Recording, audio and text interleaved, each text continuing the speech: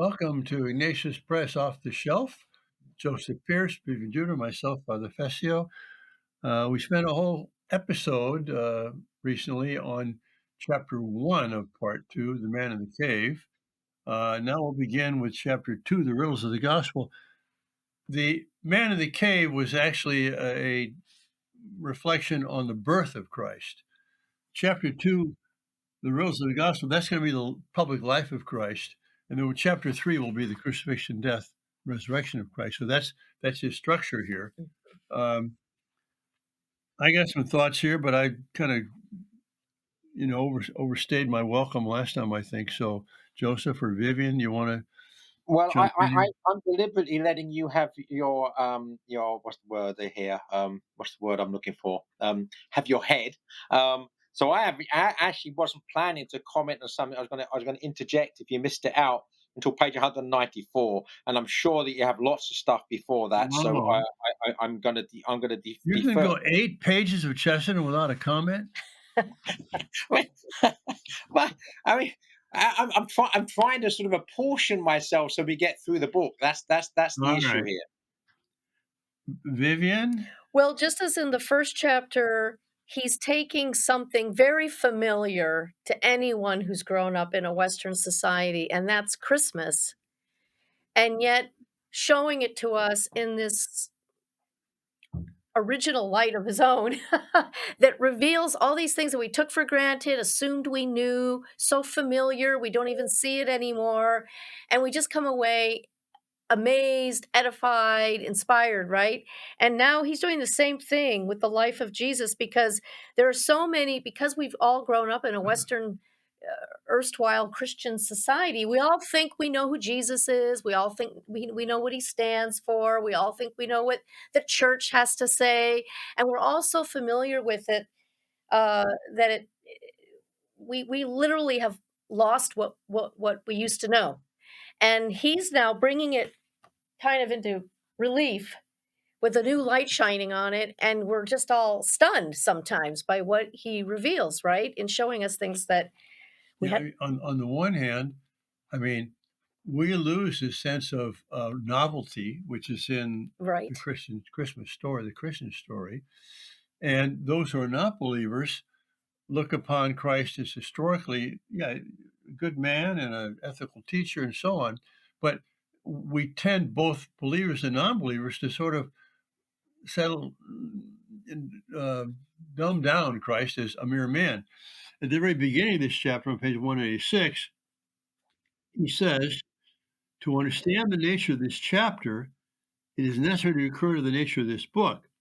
The argument which is meant to be the backbone of the book is the kind called reductio ad absurdum, reducing to the absurd. That is to say, uh, if you treat, uh, you know, man as just a part of nature, it's absurd because he's not commensurable with nature. If you treat Christ as merely a man and actually look at what he did and what he said, uh, it's not commensurable. It's absurd to treat him that way. So that's how we kind of Yes. both revives our sense of the amazing, stupendous newness of Christ, Hmm.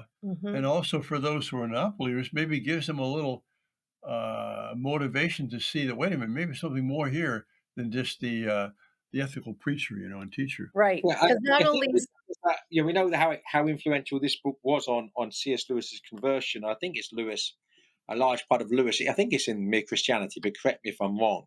The mad, bad, or God is the way That's he right. It's in looks at it. miracles for sure. Exactly what Chesterton's doing in this chapter, Riddles of the Gospel. That basically, that for Christ to say what he said and do what he did, right? He was either a madman, a bad man, or he was who he said he was, which is divine. So and anyway, when you look at it, nobody really thinks Christ was a bad man. It doesn't figure, right? And although he makes outlandish claims for himself, his life is so ordered and sane. That what his teaching is such, even when it's most radical, it's not something which is insane. It's not something which is complete madness, right? It's sort of it hits you over the head with something you've never seen before, which seems remarkably true, not remarkably crazy. Right. Yes, well, I mean, to tease out a little more there, Joseph, or unpack it, as they say, a little bit. What's the madness? Someone who says, "I'm Napoleon," or "I'm the King of France," or years ago, I got a manuscript with a covering letter was, "Dear Father Fessio, I think this will be a bestseller. I'd like it to be in hardback uh, because it's going to be a real sensation because I'm Jesus Christ. I've come back again." I said, "Well, we rejected that manuscript. I haven't seen it published anywhere else. But anyway, so to make a claim that you're something, even, I'm Margaret Thatcher or something like that, is mad, right? So that's the madness. The badness is if you made the claim and thought it was true, he's mad. If you made the claim and knew it wasn't true, then he's lying. Mhm. That's the badness. Yes, very And good, very so good. either he's Because a the madman making thing a about claim which madness is is that the person's got to behave like a madman pretty quickly. He makes an outlandish claim, "I'm Napoleon, I'm Margaret Thatcher, or I'm Jesus," right? And very quickly, he's behaving really oddly. Right? Whereas, that's the whole point about the life of Christ. I mean, unless you eat my bread and eat my body and drink my blood, you have no part of me. Well, that's mad. But he doesn't behave like a madman. He behaves like the sanest man you've ever met, and that's the paradox. So someone to make a claim like that, and then have a life which is quite clearly completely coherent and cohesive, that holds together. He's not doing something really wacky and just that man's crazy. That's the point. He's so human in a sensible and sane sense while making claims that a madman would make, but a madman would look mad very quickly because madmen do look mad very quickly, and Christ never looks mad at all. also in this chapter, he shows that it's not just that Christ, when we read about him, he, shows us someone with ordinary reasonableness. That's sanity, yes, but also the sophistication, the parables, the way he can pile, one thing Mhm. on another. That it's not just an ordinary sane mind. Let's say this Right, is an extraordinary, right. sane, And then poetic, there's the creative proof. mind. It's sort of proof of the pudding, so to speak, in the miracles as well. That there are supernatural events that are witnessed by thousands of people, right? That this person is saying crazy things. That he's divine, but then he's also doing things that only someone who's divine could We possibly do, do. yeah. Right. Yeah, I love this line on 188 where, Chesterton says that Where? sort of a third of the way down, Okay. j s he's saying that, Jesus is full of sudden gestures, evidently significant, except that we hardly know what they signify, of enigmatic silences, of ironical replies.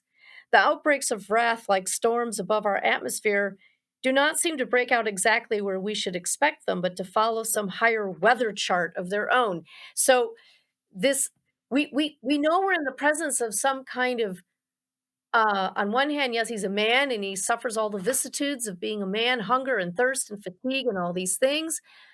And yet, these things that come out of his mouth and these things that he does, you can't just write them off as simple insanity because there's just so much more to them than there is Yeah, with a the other madman. thing, we've all read lots of literature. We've all read all sorts of stories that are fantastic and perhaps very wise and show us ourselves in all sorts of ways. From the great myths to 20th century, 21st century novels. But there's something about the story of Jesus Christ which transcends and supersedes anything that the human imagination would be capable of. You can just by reading it. This is not something that a simply human person could have written as a work of the imagination because it transcends and supersedes the human imagination. In fact, points to something exactly like that on 189, where he's talking about, the silence, the hidden life of Jesus. Yeah. We hear about his birth, and then we don't hear anything more about him until he's 30, right? And Chesterton is saying, the ordinary trend of hero worship and myth making is much more likely to say the precise opposite, that he would be strangling cobras in his crib the way Hercules did, or, this kind of thing. So, to your point, Joseph, this story isn't written like any other story. Yeah. And in The fact, gospel there, is unique. I mean, it's something which is quite clearly not contained by the humanities. No, there's no other work of literature anything like it, Or religion. or and, Or any religion anything like it Mhm. either. and Exactly. precisely, there are apocryphal gospels, like the Gospel of St. Thomas, where they put in stories like that. The little Jesus makes a clay bird and lets it fly away. Well, the church never accepted The that church because did not that accept that it. was that was mythologizing, if you will, to use it in a pejorative sense, the history of Jesus. Uh, well, there's a lot of little quotes uh, from 190 to 198. Oh, well, his treatment of marriage to show us that no, Jesus was not a product of his times.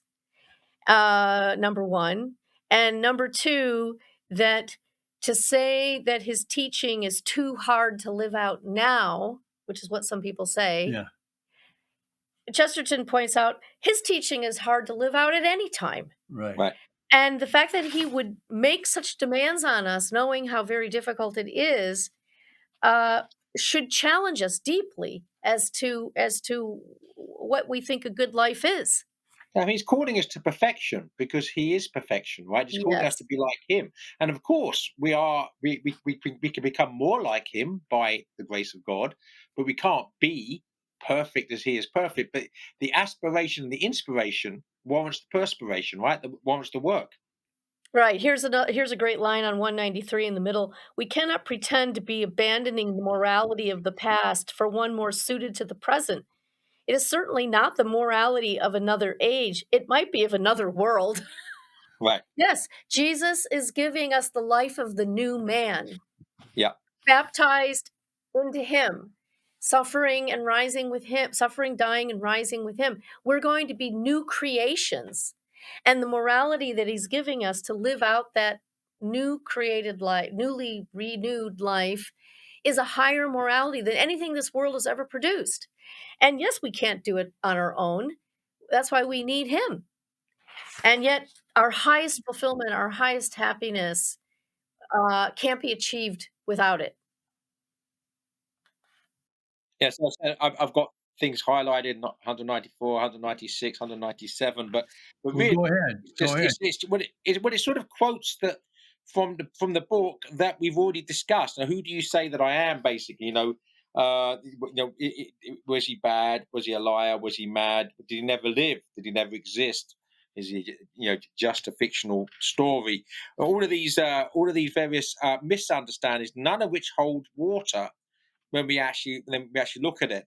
And then he talks about various, from the Christian scientist and the Christian socialist that he seems to be. So this middle of page 197. Um, uh, there must surely have been something not only mysterious but many-sided about Christ, if so many smaller Christs can be carved out of him. If the Christian scientist is satisfied with him as a spiritual healer, and the Christian socialist is satisfied with him as a social reformer, so satisfied they do not even expect him to be anything else, it looks as if he really covered rather more ground than they could be expected to expect. Yeah. It's And really it does true. seem to suggest that there might be more than they fancy in these other mysterious attributes of casting out devils or prophesying doom.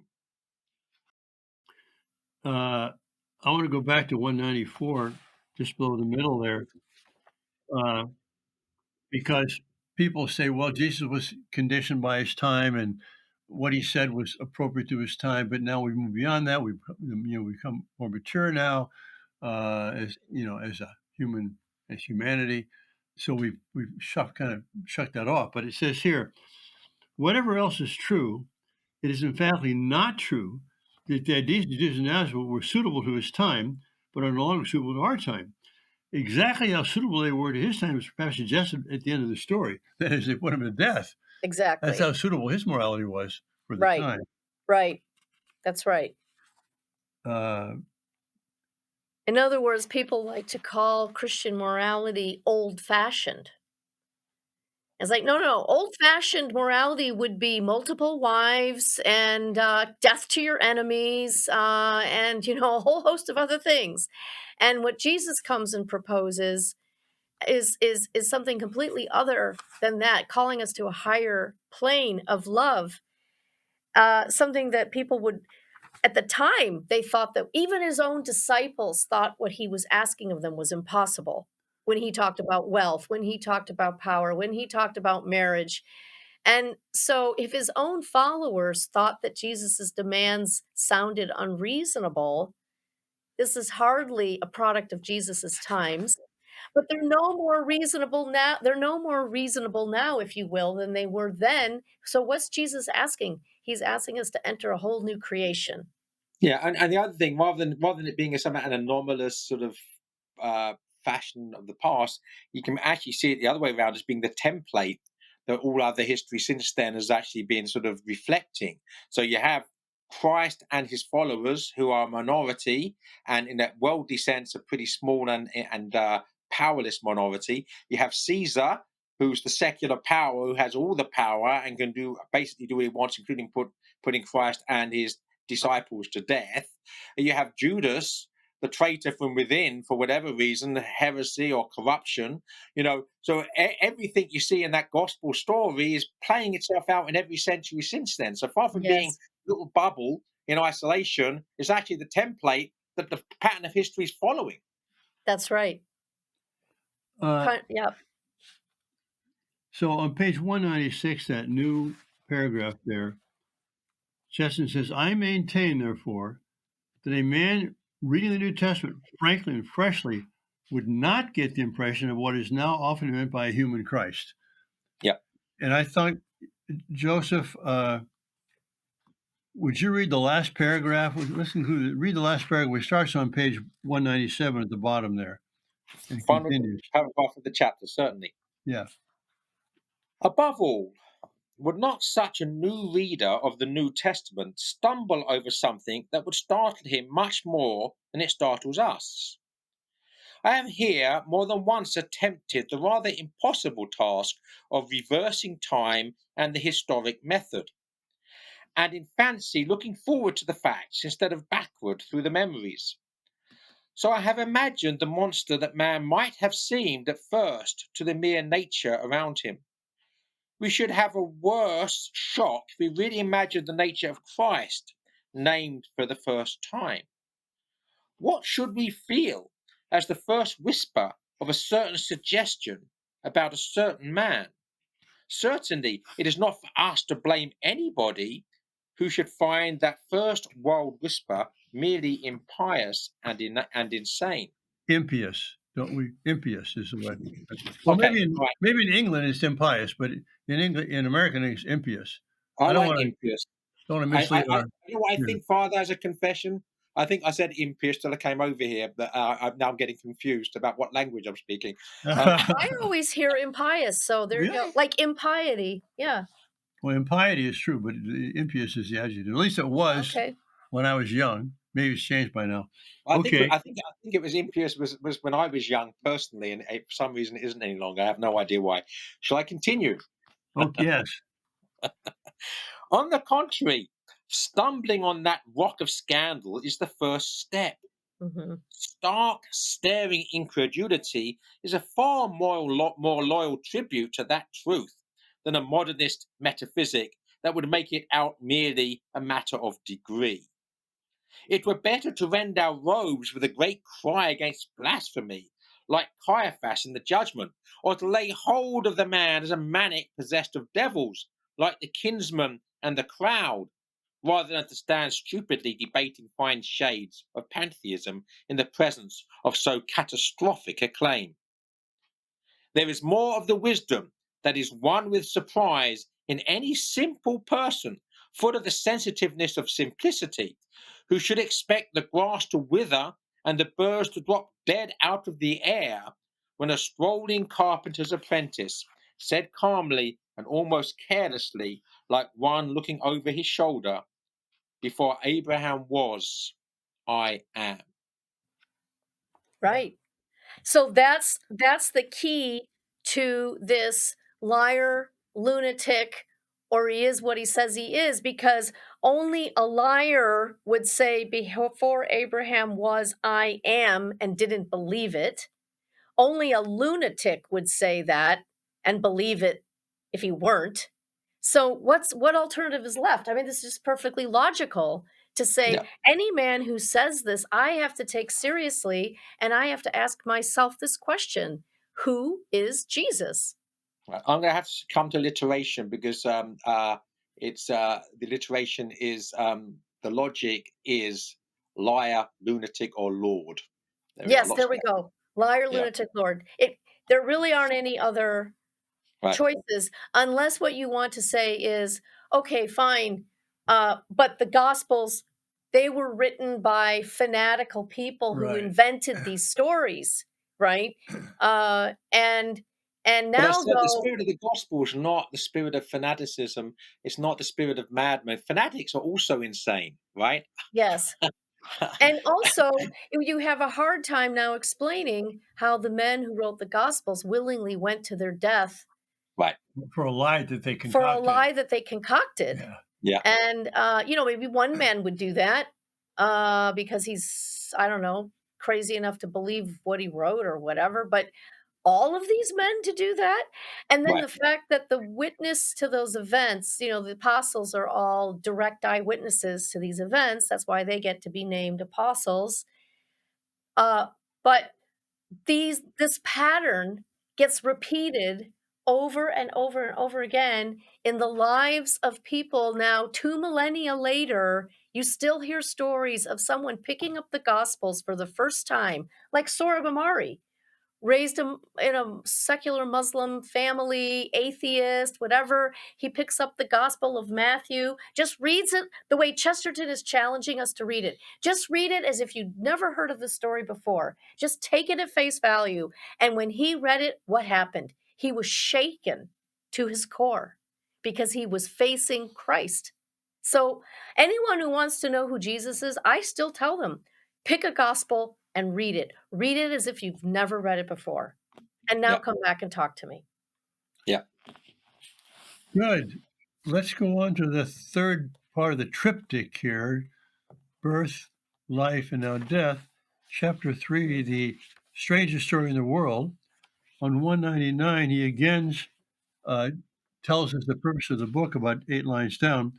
But the purpose of this book is to point out that something unique has been swamped in cheap generalizations. Mhm, And for that purpose, it is relevant to insist that even what was most universal was also most original. mhm, So uh, I had nothing specific on this chapter. There's a bunch of little quotes between, where's here in my notes, between 200 and 212.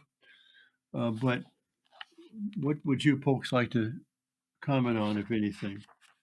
Well, I'm a page. I've got past highlight page 202 and 203, but it's really again saying what we're saying before, that, for instance, 8 lines up from the bottom of page 202. Normally speaking, the greater a man is, the less likely he is to make the very greatest claim. Right. mhm, So if an mhm, authentically great man doesn't go around boasting about how great he is.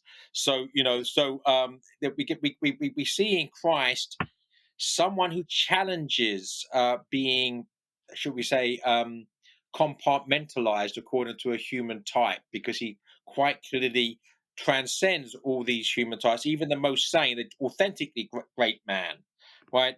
Outside the unique case we are considering, the only kind of man who ever does make that kind of claim is a very small man, a secretive or self centered monomaniac. Nobody can imagine Aristotle claiming to be the father of gods and men, come down from the sky. Though we might imagine some insane Roman emperor like Caligula claiming it for him, or more probably for himself. Nobody can imagine Shakespeare talking as if he were literally divine, though he might imagine some crazy American crank finding it as a cryptogram in Shakespeare's works, or preferably in his own works. It is possible to find here and there human beings who make this supremely superhuman claim. It is possible to find them in lunatic asylums, in padded cells, possibly in straight waistcoats. So again, nobody supposed that Jesus of Nazareth was that sort of person. Just over halfway down, page Mhm, 203. mhm. Yeah, the bottom of that page 203 sums up what we've been saying here. If Christ was simply a human character, he was really a highly complex and contradictory human character, for he combined exactly the two things that lie at the two extremes of human variation. He was exactly what the man with the delusion never is. He was wise. He was a good judge. Yeah, yeah, very good. I had that highlighted Mhm, too. Excellent. mhm. I did too. I did too. And again, I like this. Just under halfway down on page 204, I got a bigger passage highlighted. But Go ahead. Socrates, the wisest man, knows that he knows nothing. A lunatic may think he is omniscient, and a fool may talk as if he were omniscient. But Christ is in another sense omniscient, if he not only knows, but knows that he knows. Right. Right. Yeah. Right. And then, he moves on to show not only how unique Jesus is in the sense that we've been talking about, but that the story itself of the gospel is unique. That on page 207 at the top, uh, Chesterton says, now compared to these wanderers, wandering wise men, right? Buddha and Socrates and others. Compared to these wanderers, the life of Jesus went as swift and straight as a thunderbolt. It was, above all things, dramatic. It did, above all things, consist in doing something that had to be done. And this idea that the primary thing, if you drop down about 10 lines, the primary thing that he was going to do was to die. Now, it's true that Socrates was killed, but Socrates did not enter the world in order to die for mankind, and Jesus did. So now, when he even says, let's just take the story from a plot point of view, it's just completely different from any other religious text, in that Jesus had a mission to fulfill and he went straight about it. Yeah, I had that passage, that whole paragraph highlighted, and what I've written at the top there is it's that the life of Christ is not just an idea, but a story. So it's not merely philosophy, but a myth in the Old Testament. But as Tolkien says, it's the true myth. Capital T, capital M, the myth that really happened. It's where the story is the reality. Right, That's why it's the greatest story ever told, to take the Hollywood film title, right? right. It's the story ever told because it happens with facts. God uses facts to tell his story, not words. So that's the singular difference. And then the poeticness of the story. So how he set up the Christmas story with these characters. Well, now we get to the end of Christ's life, and what do we see enacted again? You're nodding sagely, Father. Yeah. Did you want No, no, to? go ahead. So at the bottom of 209, Yeah. um, you know, what do we see? All the great groups that stood about the cross represent in one way or another the great historical truth of the time, that the world could not save itself. Man could do no more. Rome and Jerusalem and Athens and everything else were going down like a sea turned into a slow cataract. Externally, indeed, the ancient world was still at its strongest. It is always at that moment that the inmost weakness begins. But in order to understand that weakness, we must repeat what has been said more than once, that it was not the weakness of a thing originally weak. It was emphatically the strength of the world that was turned to weakness, and the wisdom of the world that was turned to folly. And he goes on about the story of Good Friday, and he goes through and shows everyone betrayed Christ. In other words, the common people who loved him, they became a mob, right? The so-called philosophers and smart and wise men, where were they when he was being judged? That, so that he gets onto the bottom of the top paragraph on 212, that the one universal human spirit might suffer a universal condemnation, that there might be one deep unanimous choral of approval and harmony when man was rejected of men. I think this is so important for people to understand that Chesterton is in no way scapegoating any particular group for the death of Christ, and that no Christian worth his salt would ever do so. We all stand equally guilty together. We all played a part in that drama of his death. And that's why we all, quite frankly, benefit from it in terms of being redeemed by it. Yeah. Now, one thing the only thing I have highlighted beyond things that we've already spoken about is the final page there, page 213, beginning with 4, in that second cavern. Which in Well, some ways, Joseph, I was going to ask you to read the last 3 paragraphs starting on page 212 in the Yep. middle there. And then that's a great time to end it. So it's Yeah. perfect. Yeah. okay, good. 'Cause I was going to, yeah, I was going to, okay, perfect. Okay, I'll Well, do that. you can stop in the middle of your reading and comment if you want, but I mean, this is a nice Sure. summary. Mhm. There's only one thing I want to comment upon, I think, except maybe right at the end. Okay, there were solitudes beyond where none shall follow. There were secrets in the inmost and invisible part of that drama that have no symbol in speech or in any severance of a man from men. Nor is it easy for any words less stark and single minded than those of the naked narrative even to hint at the horror of exaltation that lifted itself above the hill. Endless expositions have not come to the end of it or even to the beginning.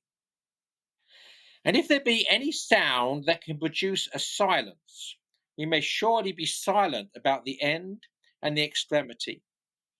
When a cry was driven out of that darkness in words dreadfully distinct and dreadfully unintelligible, which man shall never understand in all the eternity they have purchased for him, and for one annihilating instant an abyss that is not for our thoughts had opened even in the unity of the absolute, and God had been forsaken of God.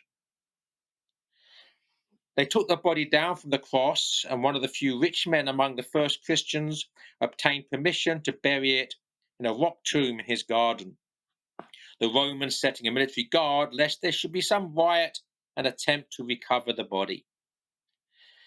There was once more a natural symbolism in these natural proceedings. It was well that the tomb should be sealed with all the secrecy of ancient Eastern sepulchre and guarded by the authority of the Caesars. For in that second cavern, the whole of that great and glorious humanity, which we call antiquity, was gathered up and covered over. And in that place it was buried. It was the end of a very great thing called human history, the history that was merely human. The mythologies and the philosophies were buried there, the gods and the heroes and the sages. In the great Roman phrase, they had lived, but as they could only live, so they could only die, and they were dead. So I want to pause there for one comment because they were dead, but really only dead in the sense of we are killed in baptism, because it's not as if Homer is dead and buried. Homer is resurrected and baptized, right? That basically that even the old things are made new in Mhm. Christ. On the Mhm. third day, the friends of Christ Wait a come second. to But daybreak. if Christ hadn't risen, they would be dead. Mhm. Yes, exactly. I mean, the point Yeah, is that even these old things have been baptized by the that's blood of the right. Lamb, right? That's the When point. Christ They rose, died with he brought Christ, with him and they've all also of been humanity and all resurrected. of history. Yeah. Yeah, yeah. On Final the paragraph. third day, the friends of Christ, coming at daybreak to the place, found the grave empty and the stone rolled away. In varying ways, they realized the new wonder, but even they hardly realized that the world had died in the night. What they were looking at was the first day of a new creation with a new heaven and a new earth. And in a semblance of the garden of God walked again in the garden in the cool, not of the evening, but the dawn. Mm. And that's a reference to Genesis, Mhm. where God walks with Adam and Eve in the evening after creating them. And now Jesus, who is mistaken for the gardener by Mary Magdalene, is walking with them in the morning, the new creation. It's It glorious. is so All beautiful. right, we'll see you next episode. God bless you all.